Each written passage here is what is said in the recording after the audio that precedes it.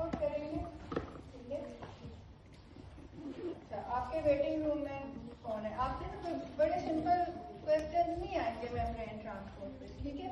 आप डॉक्टर बन रहे हो ना, तो आपको क्या पूछेंगे? लॉजिक और प्लस उसके क्लिनिकल कोरिलेशन, उसके कनेक्शन, ठीक है। अच्छा, ये क्या है? इज अ 4-year-old बॉय, ठीक है। अच्छा, वो क्यों पीडियाट्रिशियन के पास आया है? इसको रिकरेंट निमोनिया होते हैं। अच्छा, फिर इसको जो है, इसका जो स्पूटम है that is thick and green, और इसकी मदर ने नोट किया है कि इसका जो ब्रो है दैट इज सॉल्टी। क्या लगता है आपको? देखिए, इसमें ना ये सिस्टिक फाइब्रोसिस का केस है, ठीक है। फेट क्लोराइड टेस्ट जो है उसने देखा, उसमें पता चला है कि क्लोराइड आयन जो है वो एबनॉर्मली हाई है, ठीक है। तो अब ये आपका इधर के वेटिंग रूम में क्यों आया है? क्योंकि आप सेल मेम्ब्रेन पढ़ रहे हो। सेल मेम्ब्रेन में अब इसको किसका डिफेक्ट है? इसको क्लोराइड चैनल का डिफेक्ट है, ठीक है। अच्छा, फिर आपसे जो ये तो उसका था ना, सिनेरियो था ना, ठीक है। फिर आपको पता है आपके अब आना है, आपका किस पे शिफ्ट हो गया है? BCQs पे ना। BCQ क्या होता है? बेस्ट चॉइस क्वेश्चन, ठीक है। MCQ क्या होता है? Multiple choice question. स्पूटम, ये जो बलगम निकलती है, ठीक है। अच्छा, तो बेस्ट चॉइस क्वेश्चन जो है ना, उसमें क्या होता है कि ऑलमोस्ट सारी जो आपको ऑप्शंस दी हुई है ना वो करेक्ट होती है, और आपको उसमें से बेस्ट पिक करनी होती है, ठीक है। या आपकी मोर देन वन करेक्ट है, आपको बेस्ट उसमें से पिक करनी है, ठीक है। अच्छा, अब जो आपसे एग्जाम में टेस्ट किया जाता है ना, इसमें which of the following best describe the underlying pathobiochemistry of this patient's chloride channel at cellular level? क्या इसकी क्लोराइड चैनल इनएक्टिवेट हो गई है, मिसप्लेस हो गई है, मिसफोल्ड हो गई है, कोई म्यूटेशन हो गई है, हाइपर एक्टिवेशन हो गई है? हाइपर एक्टिवेशन नहीं हो गई। देखो, क्लोराइड चैनल जो है ना, इसमें CFTR चैनल्स होती हैं, ठीक है, सिस्टिक फाइब्रोसिस में। उसमें क्या होता है कि ये लंग्स में क्या करती है? लंग्स में ये क्या कर रही है? उसको क्लोराइड की सिक्रीशन करा रही है इनटू दी वो जो उसमें जो भी सिक्रीशन है, ठीक है। उससे क्या होगा कि जो वो उनको वाटर को भी अपने साथ पुल करेगा, और सिक्रीशन जो है वो थिक और वो नहीं होंगी, ठीक है ना, वाटरी होंगी, और वाटरी जो है वो उसके सीरिया जो है वो उनको निकाल सकते हैं ना। आप सोचो ना, वरना आपका जो रेस्पिरेटरी पैसेज है वो क्लॉग नहीं हो जाएंगे अगर बहुत थिक हो। अच्छा, और स्वेट ग्लैंड्स में ये क्या करता है? स्वेट ग्लैंड्स में जो है ना, ये क्लोराइड जो है उसको ये एब्जॉर्ब कराता है ताकि जो स्वेट बहुत ज्यादा सॉल्टी ना हो, ठीक है। मतलब ये एक ही चैनल है, उधर वो उसकी सिक्रीशन करा रही है, इधर इसकी ये एब्जॉर्प्शन करा रही है, ठीक है। अच्छा, तो अब ये पूरा जो है ना, आपको इसकी डॉट कनेक्टिंग करनी पड़ेगी, सेल आपकी ध्यान नहीं छोड़ रहा ना।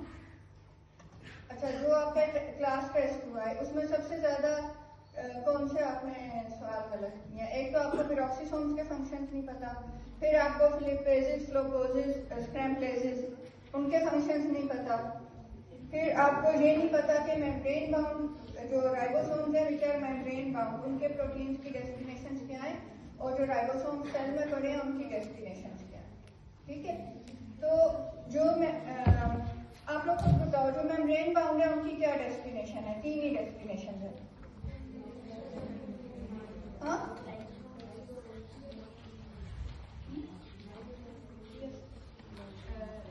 एक आपने ठीक बताया है, गलत। लाइसोसोम्स ठीक बताया, न्यूक्लियस गलत बताया।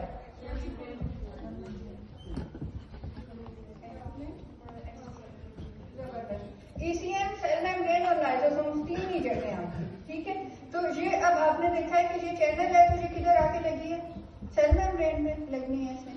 अच्छा, अब इसमें जब ये म्यूटेशन है, ये म्यूटेटेड है अगर, ठीक है। तो म्यूटेट, अच्छा कैसे वो होता था कि पहले आपका प्रोटीन सिंथेसिस किधर स्टार्ट होता था, साइटोसोल में, फिर उसके ऊपर एक सिग्नल सीक्वेंस आती थी, ठीक है, हाइड्रोफोबिक अमीनो एसिड्स आते थे और उसको उसके दिमाग को पता चलता था कि अच्छा ये तो सेल जो है इसकी डेस्टिनेशन साइटोसोल में नहीं है। फिर कौन आता था, एक सिग्नल रिकग्निशन पार्टिकल आता था। वो क्या होता था, उसका प्रोटोकॉल ऑफिसर होता था। वो क्या करता था, उसको एस्कॉर्ट करता था, कहता था कि आप आए, आपकी ये जगह नहीं है, मैं आपको इधर बिठाता हूँ, ये एंडोप्लाज्मिक रेटिकुलम है, ठीक है, इस पे उसको बिठा आता था। फिर क्या होता था, जो वो पेप्टाइड सिंथेसाइज हो रहा था वो एक्सक्लूड होने लग जाता था into the lumen of the endoplasmic reticulum, ठीक है। अच्छा, फिर वो सिग्नल सीक्वेंस उधर से क्लीव ऑफ हो जाती थी। कोई शक? बेशक। अच्छा, फिर क्या होता था कि वो उधर से वेसिकल में पैक होता था, जो भी वो प्रोटीन बन रहा है। जब वो बन गया है, उसकी कंप्लीट हो गई है, तो वो उधर से बर्ड ऑफ होता था एक वेसिकल में। वो वेसिकल आके गोल्जी पे फ्यूज होता था, गोल्जी में उसकी फर्दर मॉडिफिकेशन होती थी, उधर से वेसिकल बर्ड ऑफ होके जाके सेल मेम्ब्रेन पे फ्यूज होता था, ठीक है। अच्छा, अब अगर कोई प्रोटीन म्यूटेटेड है ना, तो उसकी क्या होगी, उसकी प्रॉपर फोल्डिंग नहीं होगी। प्रॉपर फोल्डिंग नहीं होगी तो वो मिसफोल्डेड प्रोटीन बनेगा। मिसफोल्डेड प्रोटीन जब वो बनेगा तो उसकी डिग्रेडेशन हो जाएगी। तो इसका जो है ना, ये मिसफोल्डिंग है, ये एग्जाम में ये चेक होता है, ठीक है। जो आपका एमसीक्यू या बीसीक्यू आएगा ना, और स्टेट्स में भी ये बड़ा उनका हाईलाइट पॉइंट है कि मिसफोल्डेड है इसमें, ठीक है। तो इसका क्या मतलब है कि क्लोराइड चैनल्स उसकी आके लगी नहीं, ठीक है। अच्छा, तो अब मेम्ब्रेन ट्रांसपोर्ट कैसे होती है? आपके कुछ जो मॉलिक्यूल्स हैं दे कैन बी ट्रांसपोर्टेड और कुछ जो है उनके वो नहीं जा सकते हैं, ठीक है। आपने देखा कुछ जो है वो डिफ्यूजिंग होके आ गए और सम मॉलिक्यूल्स हैं उनको अलाउ नहीं हुआ है आना, ठीक है। अच्छा, उसके अलावा आपने देखा है कि छोटे छोटे इसमें ट्रांसमेम्ब्रेन प्रोटीन्स हैं, उनके पोर्स बने हुए हैं और उनसे भी मूवमेंट ऑफ मॉलिक्यूल्स हो रही है, ठीक है। अच्छा, अब जो मूवमेंट है ना, उसमें सबसे पहले हम आ जाते हैं डिफ्यूजन पे। डिफ्यूजन दो टाइप्स की है, फैसिलिटेटेड है और सिंपल है, ठीक है। फैसिलिटेटेड में क्या होगा कि कोई उसको फैसिलिटेट कर रहा है, ठीक है ना। तो ये देखें डिफ्यूजन होती क्या है कि मॉलिक्यूल्स आए, किधर से किधर मूव किए, from higher concentration to low concentration, और उधर जाके फिर वो कब तक मूव करते रहे, जब तक वो इक्वली डिस्ट्रीब्यूट नहीं हो गए, फिर उनको आराम आ गया कि चलो अब ठीक हो गया, ठीक है। अच्छा, तो सिंपल डिफ्यूजन में मॉलिक्यूल्स कैसे आ सकते हैं, स्मॉल प्रोटीन चैनल से भी आ सकते हैं और खुद से भी आ सकते हैं, ठीक है। अच्छा, अब इसकी सिंपल डिफ्यूजन में आपका हाईलाइट दो ही पॉइंट्स हैं, वो क्या है, एक कि ये सैचुरेट नहीं है, ठीक है, ठीक है। और दूसरा जो इसका रेट है उसकी लीनियर रिलेशनशिप है विद कंसंट्रेशन ग्रेडियंट से, ठीक है। जितनी ज्यादा कंसंट्रेशन ग्रेडियंट बिल्डअप हुआ है उतनी वो फास्ट आएंगे, ठीक है ना। अच्छा, फिर हम आ जाते हैं फैसिलिटेटेड डिफ्यूजन पे। फैसिलिटेटेड क्या होता है, जो फैसिलिटेटर क्या होता है, वो क्या करते हैं,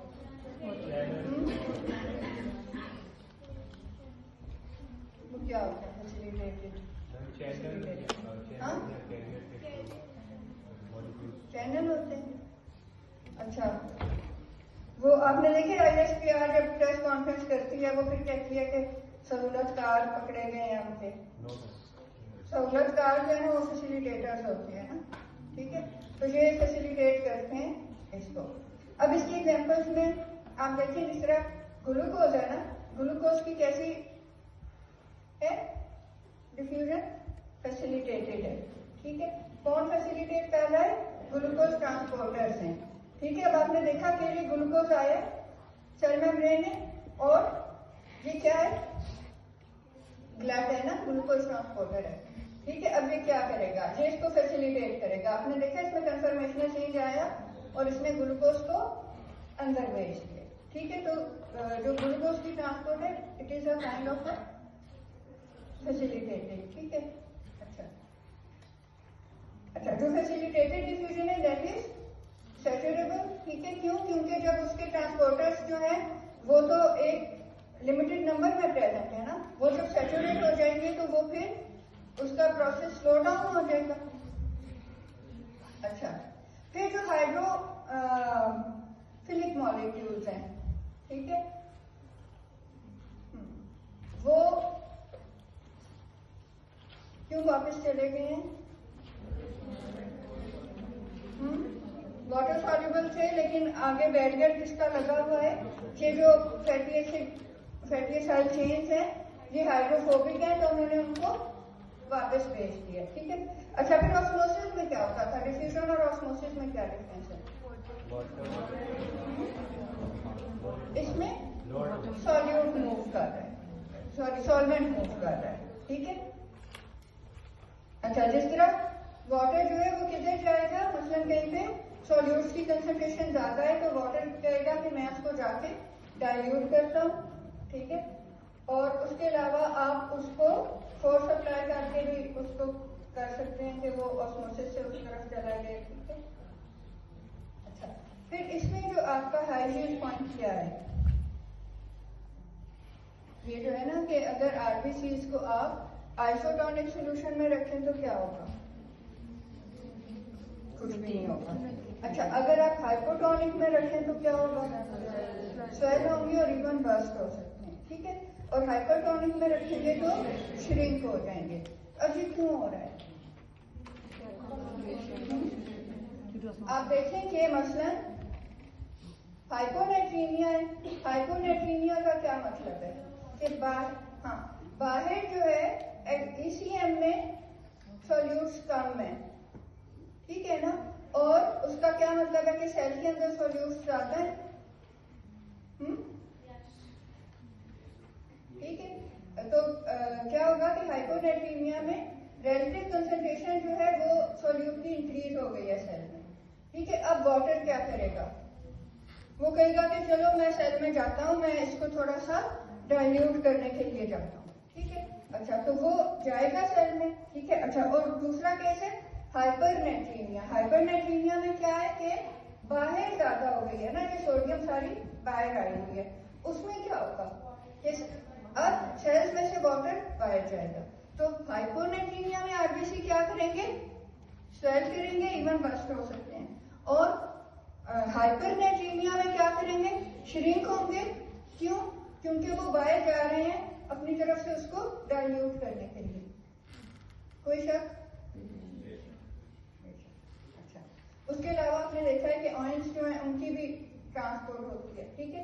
तो आपने क्या क्या देख लिया कि मेम्ब्रेन जो है वो सिलेक्टिवली परमेएबल है, ठीक है ना, किसी को जाने देती है, किसी को रोक लेती है, ठीक है। अच्छा, फिर जो है कि डिफ्यूजन जो है वो क्या है? आपकी movement from high to low concentration है, ठीक है। इसमें आपने देख लिया कि फैसिलिटेटेड है और सिंपल है, ठीक है। फिर आपने देख लिया ऑस्मोसिस। ऑस्मोसिस में क्या है कि सॉल्वेंट मूव कर रहा है, ठीक है। तो ट्रांसपोर्ट जो है आपकी जो फैसिलिटेटेड है, ठीक है, वो कैटेलाइज भी हो सकती है। अच्छा, अब हम आ जाते हैं एक्टिव ट्रांसपोर्ट पे। इससे आपको पहले तो खुद बताएं क्या समझ आ? एटीपी रिक्वायर्ड है, तो इसमें पंप्स होंगे ना, ठीक है, अगेंस्ट कंसंट्रेशन ग्रेडियंट है, ठीक है। अब वरना क्या है कि जिस तरह से आपने देखा कि ये सोडियम पोटेशियम मेम्ब्रेन क्रॉस करके जा रहे हैं, ठीक है। लेकिन प्राइमरी एक्टिव ट्रांसपोर्ट में क्या है कि कोई पंप है जो कि उसको अपनी मर्जी से उसकी डिस्ट्रीब्यूशन कर रहा है कि आप बाहर जाओ, आप अंदर, ठीक है। तो उसमें कौन कौन से पंप्स हैं? एक तो पी क्लास पंप्स हैं, ठीक है। पी क्लास पंप्स कौन से हैं? जो कि फॉस्फोराइलेट होकर एक्टिव होते हैं, जैसे सोडियम पोटेशियम पंप है या फिर सरका पंप है कैल्शियम का, ये सारे इस कैटेगरी में आते हैं। फिर एफ क्लास पंप्स हैं, ठीक है। अच्छा, जो पी क्लास पंप्स हैं वो किस को ट्रांसपोर्ट कर रहे हैं? हाइड्रोजन आयंस को, सोडियम पोटेशियम और कैल्शियम को। फिर जो एफ और बी क्लास पंप्स हैं ये सिर्फ हाइड्रोजन को कर रहे हैं, प्रोटॉन्स को कर रहे हैं। एक है कि वो सिर्फ लाइजोसोम्स में है, ठीक है। अच्छा, दूसरे जो है वो माइटोकॉन्ड्रिया में। अच्छा, फिर जो है एबीसी, ठीक है, एबीसी क्लास फॉर्म्स जो है वो आयंस, ड्रग्स और जीनोबायोटिक्स को कार्य है, ठीक है। तो ये जो आपका है ना CFTR चैनल जो सिस्टिक फाइब्रोसिस वाली है, ये भी एबीसी क्लास फॉर्म है, ठीक है। तो ये आपका सोडियम पोटेशियम पंप है, ये क्या कर रहा है, सोडियम को बाहर फेंकता है, 3 सोडियम बाहर और 2 पोटेशियम सेल के अंदर। तो क्या होता है आपका कंसंट्रेशन ग्रेडियंट कैसे होता है, बाहर सोडियम इज हाई और इनसाइड सोडियम इज लो, ठीक है। इनसाइड क्या है कि पोटेशियम इज हाई और आउटसाइड इट इज लो, ठीक है। अच्छा, तो पी क्लास पंप जो है वो क्यों पी क्लास है, बिकॉज उसकी एक सल्फ्यूरिक फॉस्फोराइलेट होती है तो वो एक्टिव होता है, ठीक है। अच्छा, फिर एफ और ली क्लास पंप्स, ठीक है। अच्छा, आपको पता है कि लाइसोसोम्स की पीएच लो होती है, कितनी होती है, अराउंड 4 to 5 होती है। अच्छा, उसकी क्या रैशनल क्या है,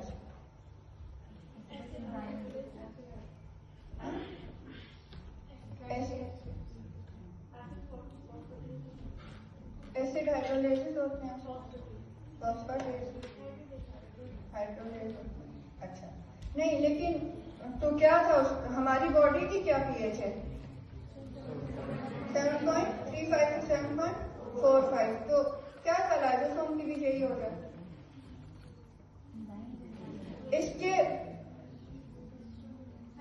इसकी बायोकेमिकल जस्टिफिकेशन क्या है, नहीं तो अगर उसके एंजाइम्स भी जो है आप देखिए हमारे बॉडी में हर चीज एनर्जी एफिशिएंट है ना, हम कोई फालतू का काम नहीं करते। हाँ जी मुसब हाँ, एनर्जी एफिशिएंट है ना, हम लोग कोई फालतू का काम नहीं करते। तो फिर इसकी पीएच में एक पंप लगा हुआ है और वो आप देखो पहले आपको रोजा लग रहा है, फिर आपका ये पंप भी काम कर रहा है। मुसब में पहले एटीपी नहीं है और ऊपर से जो है वो क्या कर रही है, वो लगी हुई है कि इसके लाइसोसोम्स में जरा हाइड्रोजन प्रोटॉन्स को भरते हैं मुसब, तो इसकी कोई जस्टिफिकेशन देखिए। लाइसोसोम्स की पीएच एसिडिक इसलिए है कि अगर आपको कोई सेल इंजरी हुई है या लाइसोसोम्स के एंजाइम्स जो हैं वो लीक हो गए, ठीक है, तो ये मैकेनिज्म क्यों है कि वो फौरन क्या हो जाए, इनएक्टिव हो जाए। अब इसने सर पकड़ लिया, क्यों जी, फिलहाल के साथ। हाँ जी, आप एग्री नहीं कर रहे हो, हाँ एग्री कर रहे हो, यस, सर क्यों पकड़ा हुआ, खड़े हो जाओ। अब बताओ क्या हो रहा है, लाइसोसोम के पंप क्यों चलते हैं,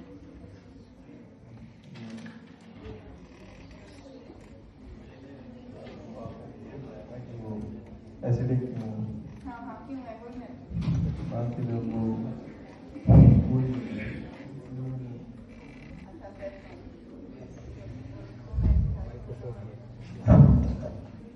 मैंने शरीर डोला हुआ मैंने कहा कि लाइसोसोम की पीएच क्यों होती है, लाइसोसोम की पीएच एसिडिक क्यों होती है, ये मैं पूछ रही हूँ।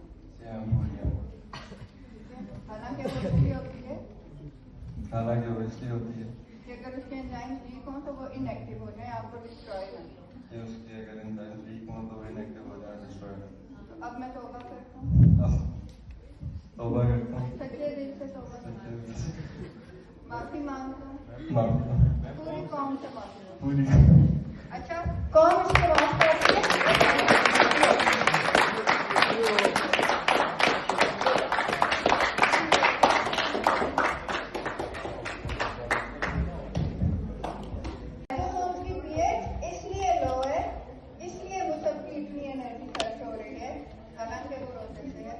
ताकि अगर लाइसोसोम से खुदा न खास्ता एंजाइम्स है वो लीक हो जाए, कोई सेल जो है डिस्ट्रॉय हो रहा है, तो वो ये ना हो कि आपके वो टिश्यू प्लेट्स को ही डाइजेस्ट करने लगे, वो जैसे ही लीक हो वो बाहर आते ही इनएक्टिव हो जाए वो कहेंगे ये तो क्या हो गया, ये कौन सी क्रिया है, इस पर तो हमने काम करें। ठीक है, अच्छा। फिर आपके माइटोकॉन्ड्रिया में एस क्लास फॉर्म में, ठीक है, आपने देखा था माइटोकॉन्ड्रिया में क्या होता है, माइटोकॉन्ड्रिया में क्या होता है? हाँ जी, वो चीटा कौन है आज बैठा है? चीटा बैठा है अब्दुल हनान। अब्दुल हनान ने क्या आज से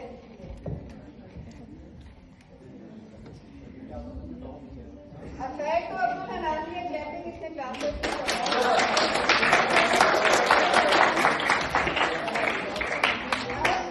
हम पूछेंगे कि अब्दुल हनान ने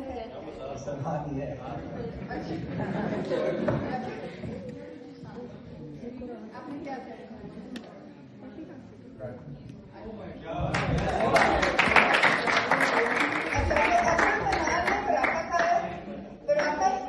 मैदे से बना था, मैदे में स्टार्च थी, स्टार्च में से ग्लूकोज निकला, ग्लूकोज में से पायरुवेट निकला, पायरुवेट में से एसिटाइल कोए निकला, एसिटाइल कोए जो है वो सिट्रिक एसिड साइकिल में घूमा, सिट्रिक एसिड साइकिल में जो इसने पराठा खाया था, जो उसमें इलेक्ट्रॉन्स थे, वो NADH और FADH2 में बैठ के गए इलेक्ट्रॉन ट्रांसपोर्ट चेन।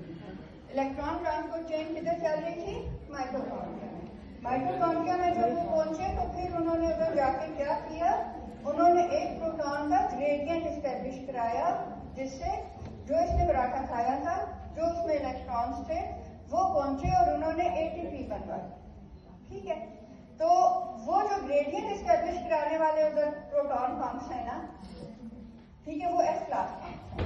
ठीक है, और जो है उसमें क्या हो रहा है कि प्रोटॉन जो है जब वापस इंटरमेम्ब्रेन स्पेस में आते हैं तो ATP सिंथेज जो है जो आपका माइटोकॉन्ड्रिया में लगा है वो स्पिन करता है और ATP जनरेट करता है। ठीक है, कोई शक? अच्छा, अब हमारे अपने ABC क्लास फॉर्म्स में, ठीक है, ABC, ABC से क्या बनता है? अच्छा,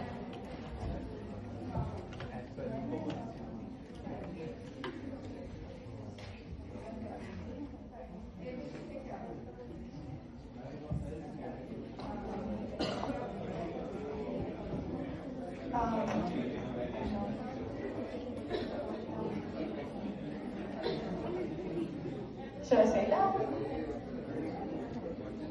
Apple, beetroot, carrot. अब एक प्रेस कॉन्फ्रेंस है वो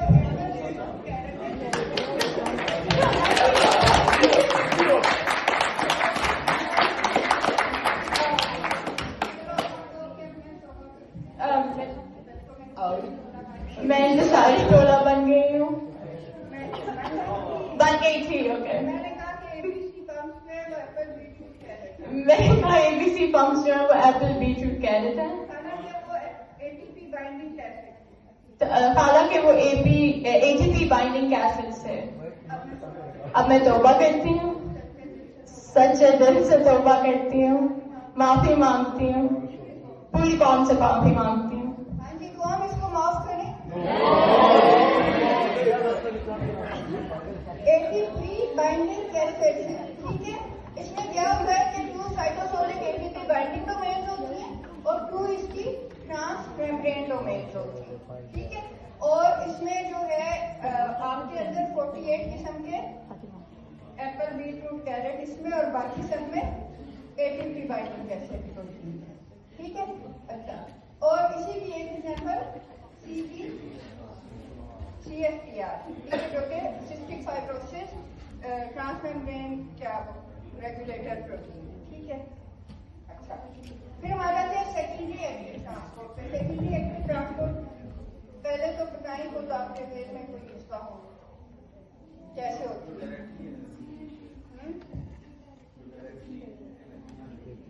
एक तो होता है चीता, कुछ होते हैं चीते और कुछ उनके साथ वैसे ही बैठ के ना वो कहते हैं कि चलो हम भी इधर उधर से देख लेते हैं और इधर से उधर ट्रांसपोर्ट हो जाते हैं।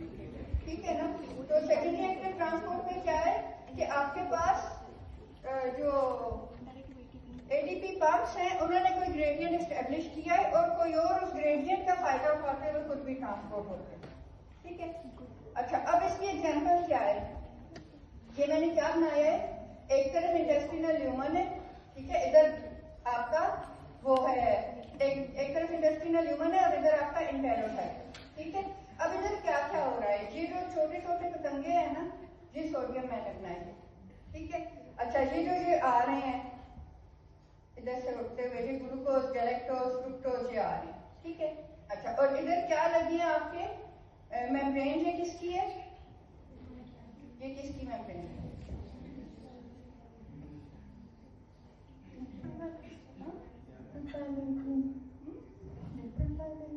लिपिड बाइलेयर किस सेल की है?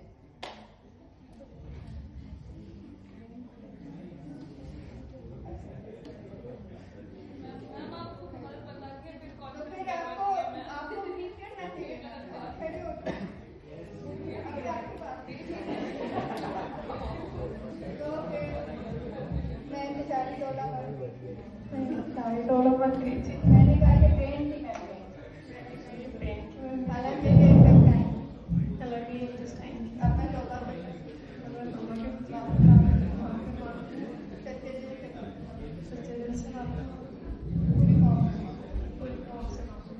हाँ जी, क्यों हम इसको माफ करें?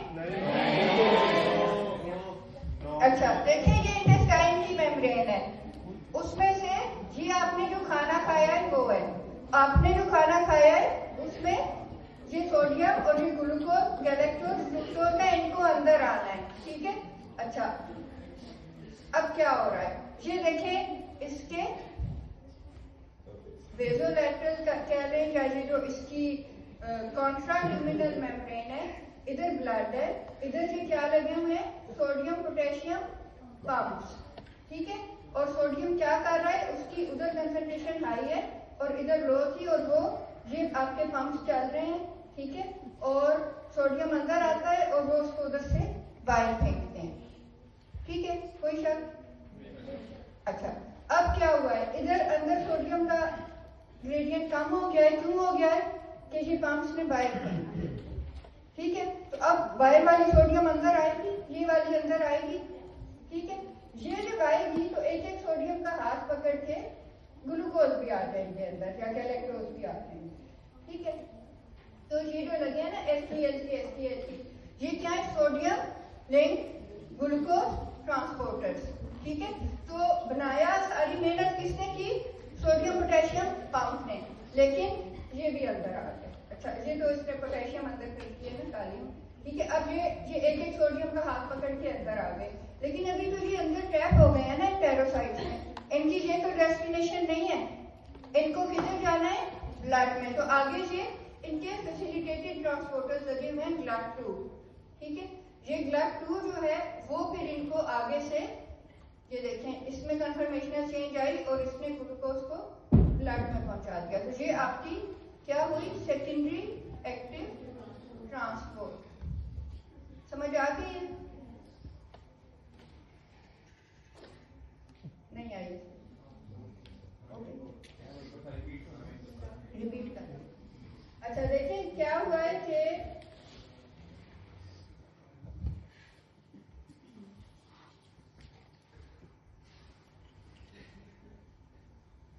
आपने खाना खाया, ठीक है। खाने में ग्लूकोज भी निकला है, सोडियम भी है, ठीक है। सोडियम को जाना है अंदर, ठीक है।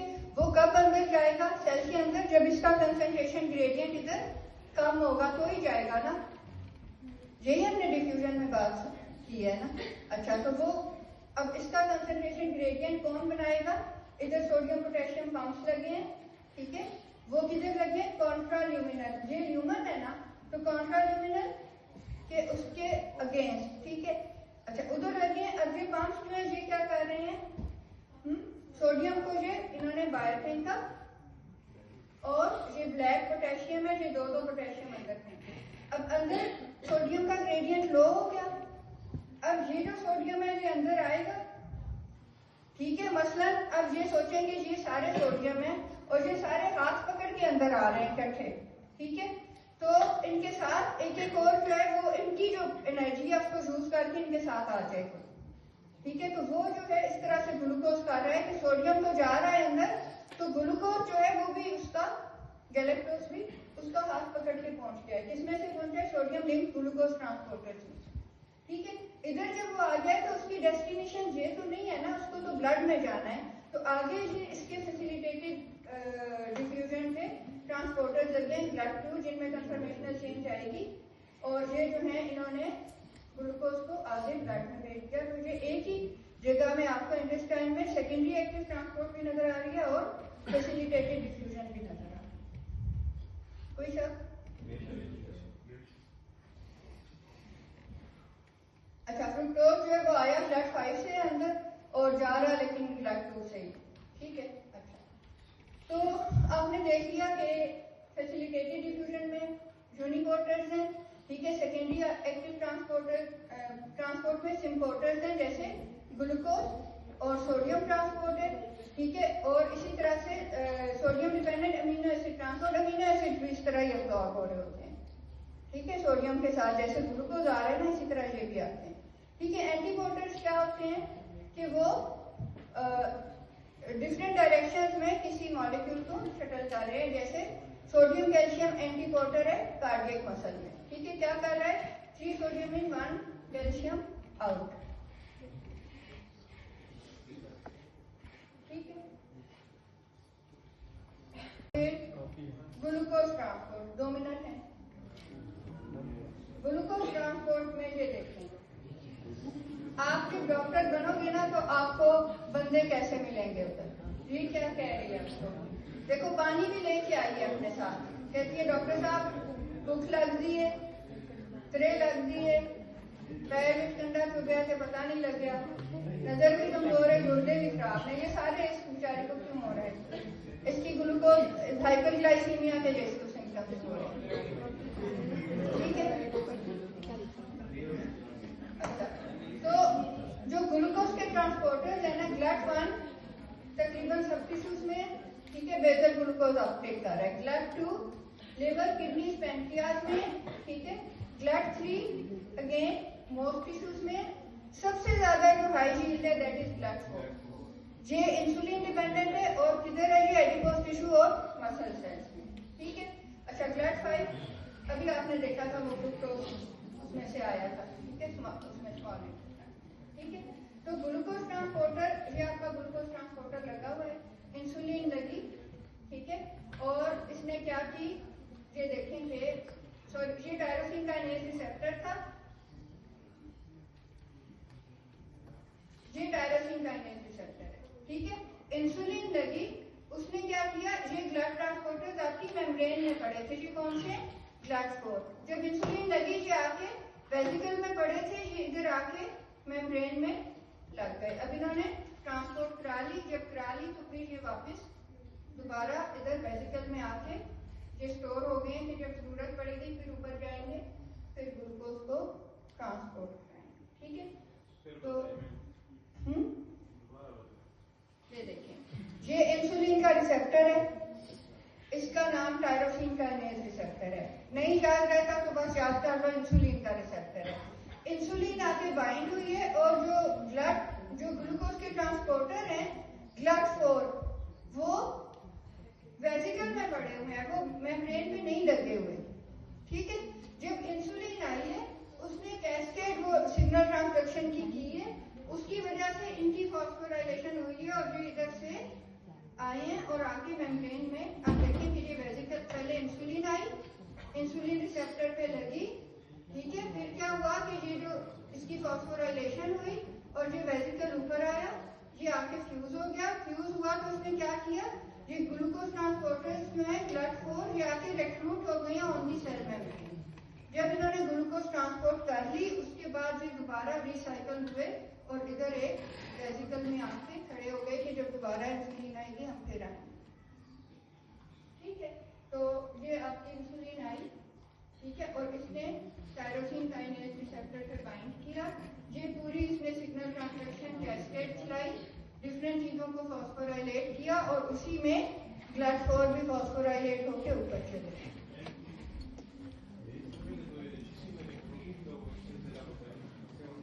हाँ, नहीं देखो, ये 7 वाला नहीं है, ये आपको, ये जो है ना, ये टायरोसिन काइनेज रिसेप्टर